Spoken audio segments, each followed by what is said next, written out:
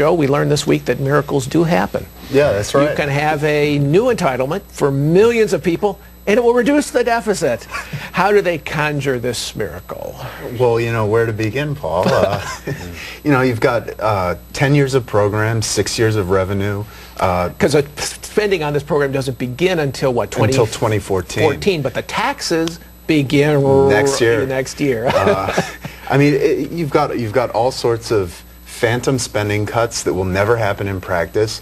You've got big tax increases on the health insurance industry that will be passed down to all policyholders. Like $190 billion worth of tax increases on insurers, on device makers, on pharmaceutical companies. On hospitals. How is that going to reduce the cost of health care? If you tax somebody and they pass the cost on to consumers, won't that raise the price? Well, you know, that's part of the reason this situation is so absurd, and you know, the way the media and the press is the political class has taken this, you'd think they'd be a little bit more skeptical of what's going on here. Dan, you believe this, or is this a faith-based exercise?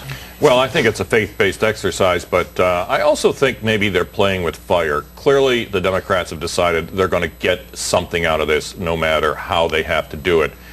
But I think, you know, the town halls were real. That anxiety was real. People, look, 67% at a minimum have no idea what's going on with this bill. And I think people go into their doctors, they ask them, and the doctors probably say to them, you know, I have some concerns of my own.